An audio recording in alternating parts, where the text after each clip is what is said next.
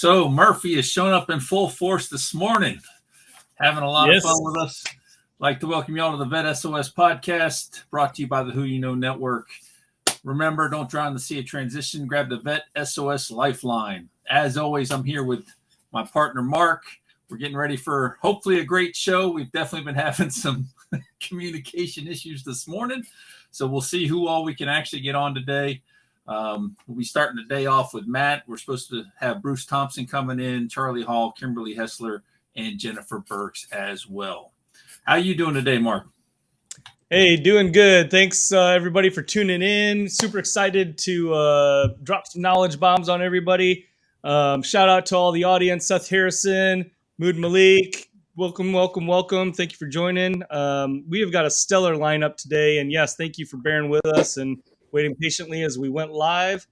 We also want to make sure that we talk about pairing, because you can also share this knowledge, share this show with your audience and your network. So special thank you to everyone who's been pairing their channels.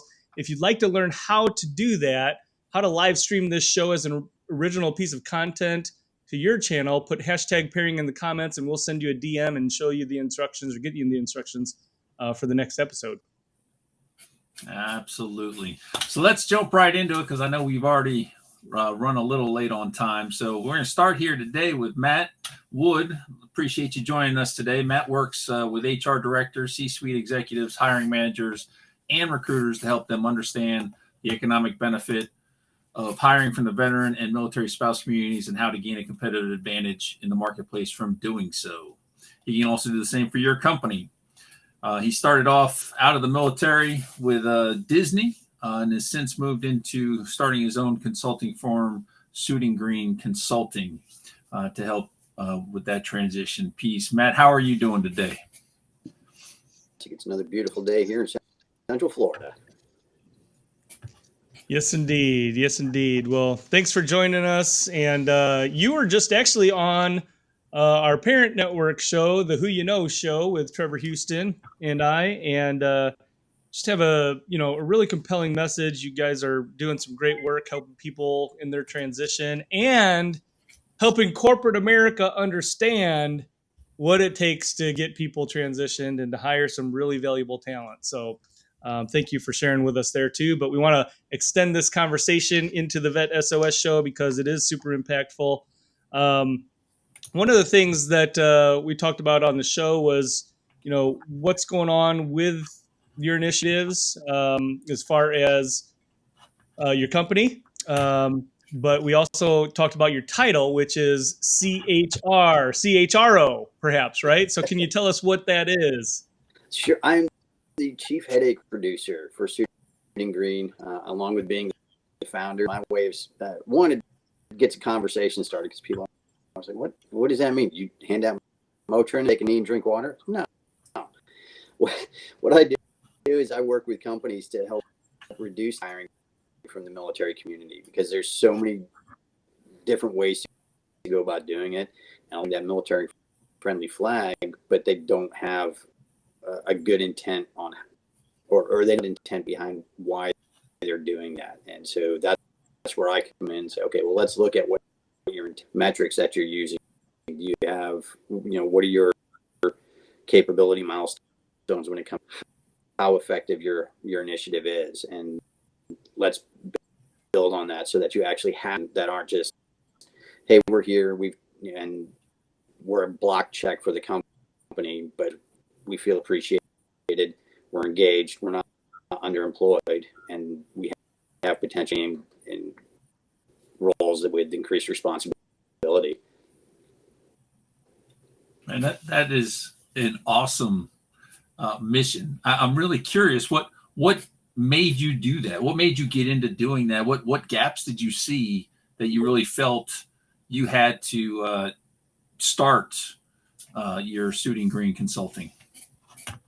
Well, so there is that huge knowledge gap between the military community and corporate America. With the military community, a lot of times we have trouble explaining what it is that leave the military. So if, for example, as an infantry platoon that means nothing to somebody on the outside other than, oh yeah, you were in the infantry, so you can shoot things and or whatever.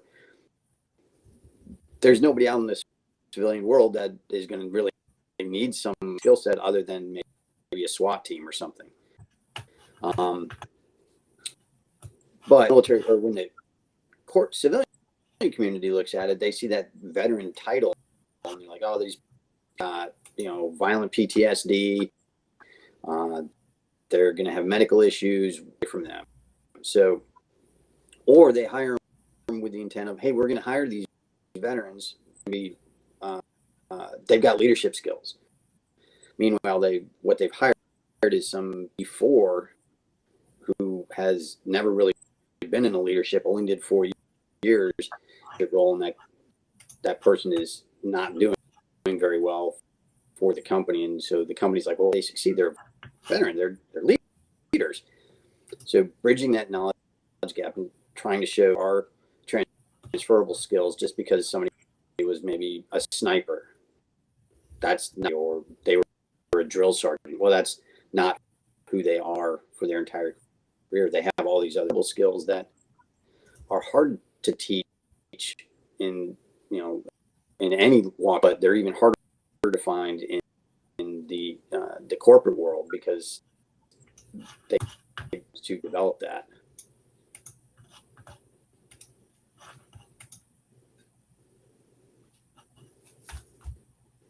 I think you're. Oh yeah, muted. sorry. Well, what you're saying resonates with me because, I didn't retire from the military. I got out. I did my 4 years, right? Active and inactive reserve. But, one of the things that I guess in the previous show too, we had talked about this, leadership skills, they can be taught, but I think there are some also natural leadership qualities that come out through the training. So even those that, let's say, aren't retiring from military, right? They haven't done 20 plus years. Maybe they've done 10, maybe they've done 8 or 4, right? Right. That's something that we didn't talk about in the last show. And I guess my question is, when those people are exiting, right, and they're going through TAP, they're going through some of these programs, some of the VSOs, like yours, for example, that are out there, and they're engaging with these corporate entities. The corporate entities also need to understand that there are people at different levels in the military too, right? And it doesn't mean that they can't be leaders, but is that something that you're also engaged in as far as teaching and training the corporate entities on how to identify that and then leverage where someone is? Yeah, it is being their Rosetta Stone when it comes to how they're looking at the military community. If you can look at somebody and say, all right, well, like yourself, 4 years, you've had team building and team leadership experience, a ton of, compared to somebody that maybe did 20 years, but there's still that ability. Project management works. You've been a part of that. So understanding, and you've had to train the new one, the new kids come to work, a radio or a 50 cal or, piece of equipment may be. So you've done the training and development and kind of helping those, all right, hey, veteran resume. Depending on the length of service, we know what experience they may have with some of these softer skills, the leadership, the team building, the program management stuff. But those are all skills that they come with. They were trainable, which is the other big thing. Is a lot of companies are like, well, be able to train them to do this and deal with this technology or whatever it may be. We don't come into the military knowing how to be an in-flight missile repairer, and we spend a lot of time learning how to do that and learning how to fit up an organization. We go through an extensive onboarding period, which, depending on your brand, from 10 to 20 weeks. But that's basic training. That's boot camp. We're taking brand new people that know nothing about it, and we're sending them through this extensive onboarding to learn our culture. Very basic things is relates to their jobs, showing companies that, hey, yeah, that's what you're getting when you get these people. They may not know how you're, the specific nuances of your company, but you can train them to do that. Look at them as people with soft skills that you need. You hire them based on their character, as opposed to just hiring, hey, this is what's on a one or two pieces of paper as a resume. It's, oh, now we're looking, and we can hire them and train them for the specific skills that we need that are, line of business. Because Right. I'm using Disney as an example. Nobody knows how to be Mickey, but if you hire somebody, you can train them to be Mickey Mouse if you need to. And as you guys, I've just ruined by saying that, but that's really what it is, a very basic. Yeah. That's a great point. And I think with the military, especially seniors, a lot of people believe that your rank automatically gets you something. Whereas in reality, we have the wealth of experience. So, retirees looking at 20 plus years of experience in multiple fields, because it's not just your job, but you also have your additional duties and all those good things that you got to do, not to mention the different units you were in. So I love what you're doing, though, taking that and showing that, hey, they have a certain set of skills. They don't know everything, but they're trainable. That's one thing you can say about the military. For the most part, most of us are pretty trainable. Yeah, exactly. We're breaking down the Hollywood stereotypes that people associate with is, okay, you're going to bark orders at everybody. You're going to want to come in and take jobs. I'm like, no, we don't need to barking orders. Something's gone really wrong in the military. And training or boot camp, you're not seeing that. That's like the only where you're going to see that kind of environment where it's, absolutely direct 100% of the time. You get beyond that and explaining that it's a 5 job essentially. Yes, you're going to be up a little bit before 9, like the old commercials. We do more before 9 a.m. But it does become a regular job. You're doing things that need to be on time or ahead of time, and essentially staying within your it may not be a monetary budget, but you're staying within the budget of the time, the equipment that you need to have to accomplish your tasks. Yeah. Now, great point. You were you're in the Army, right? You got out, and I know the backstory. You got into Disney actually almost like a dare, right? It was almost kind of like a challenge from your wife. So we're at Disney, but let's talk about after that, right? Because now you're transitioning from the military to Disney, and I don't know how often that happens, so maybe you can speak to that as well. But then transitioning from Disney to your next, right? I think it was an Empower employee. What brought that on, and what was that like? So the transition was interesting. I mean, I left military career and that support network that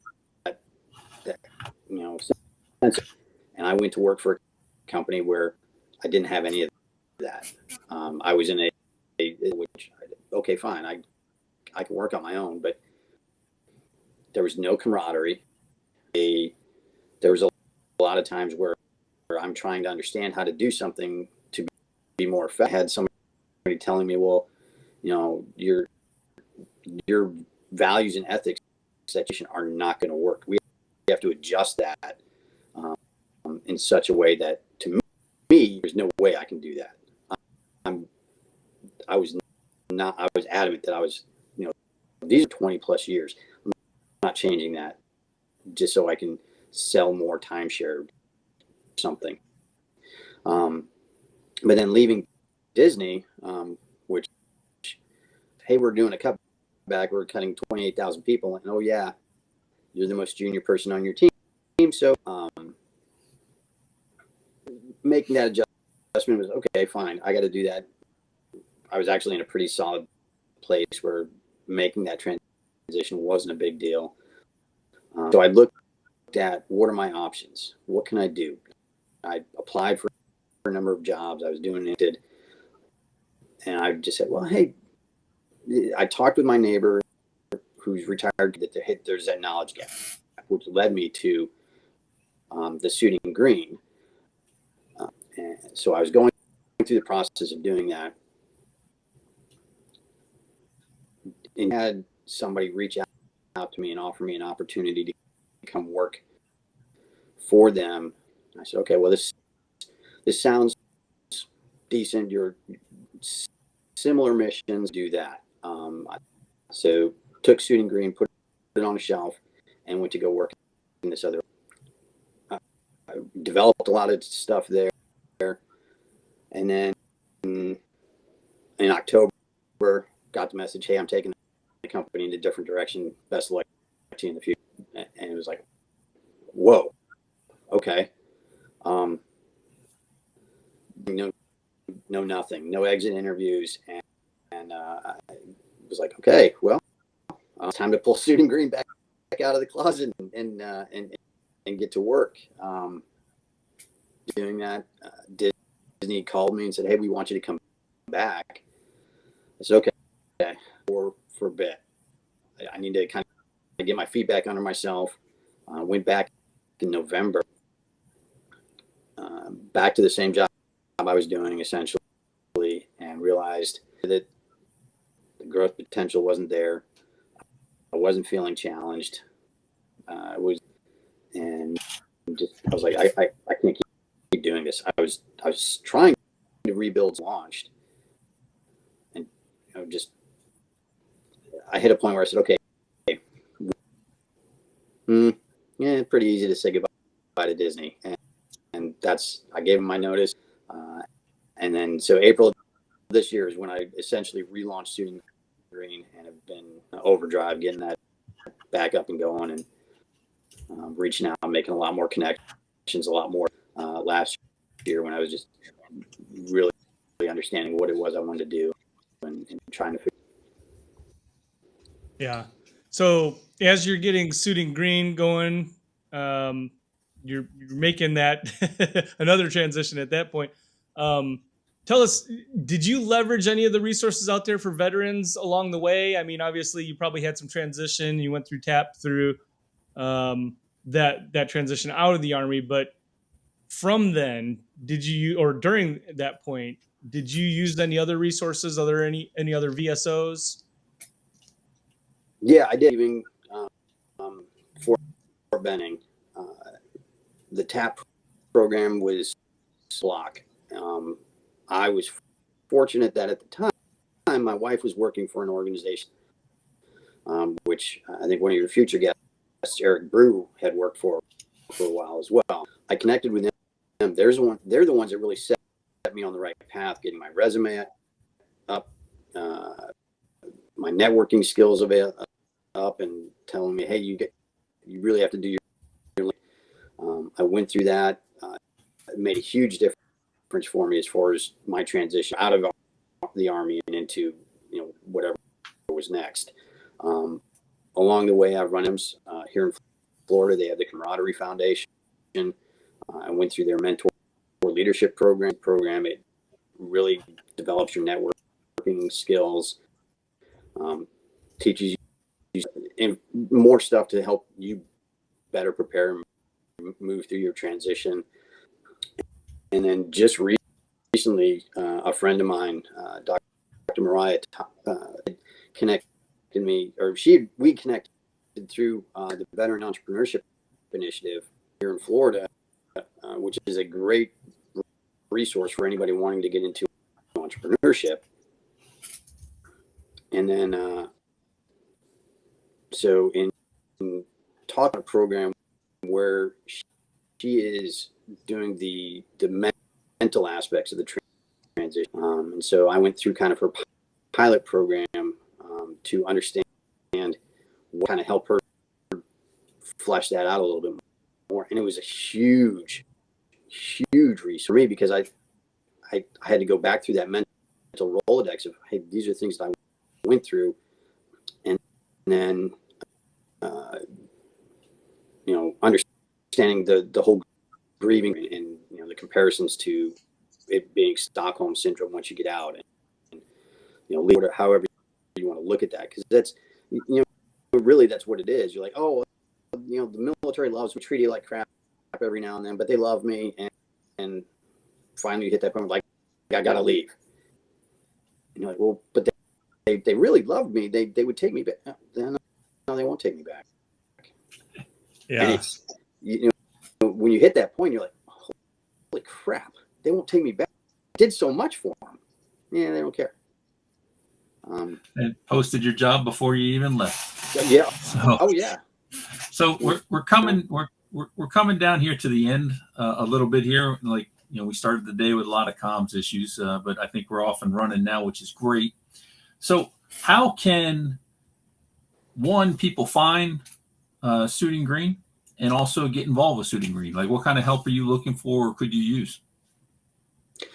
So obviously I see you guys scrolling. The easiest way to reach out to me, but also suitinggreen.com is the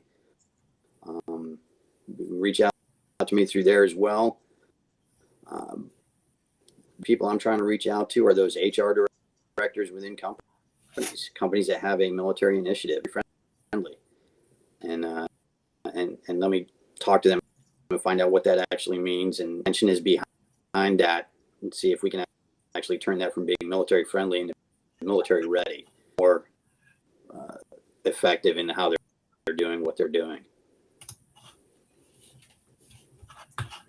Yeah, that's important. I mean, the networking piece is super important, right? The referral piece. I mean, as you're working with companies and you're helping them engage, some of the value that the veterans that are hiring, right, that you're providing should be able to be paid forward. And so I think that if you guys can, listener audience and viewer audience, make sure that you connect with Matt, because he may be able to help you, right, identify some target companies that he's working with that are proactively looking at hiring and retaining veterans. So that's number one.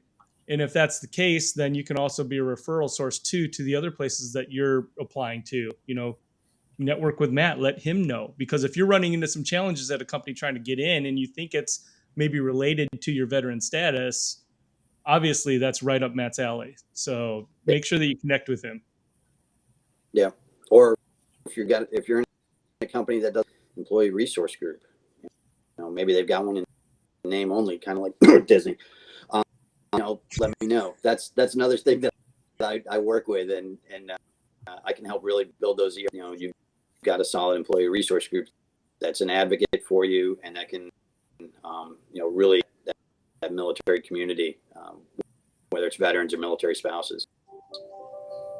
Yeah. Awesome. That's awesome. Yeah. I want to thank you so much for joining us this morning, Matt. Thanks for hanging in there and working through the issues we had, and for the great information you're sharing with everybody. I think it's a great organization that transitioning service members and veterans can definitely get a lot out of. So hopefully you'll have some people reach out to you after this and point them in the right direction, get them going to where they need to go. Yeah, absolutely. I appreciate it, guys. This is awesome. I always love being able to talk to other great folks. Yeah, thanks for sharing the word and spreading the love. All right. Thank you again, Matt. And we'll be right back with our next guest.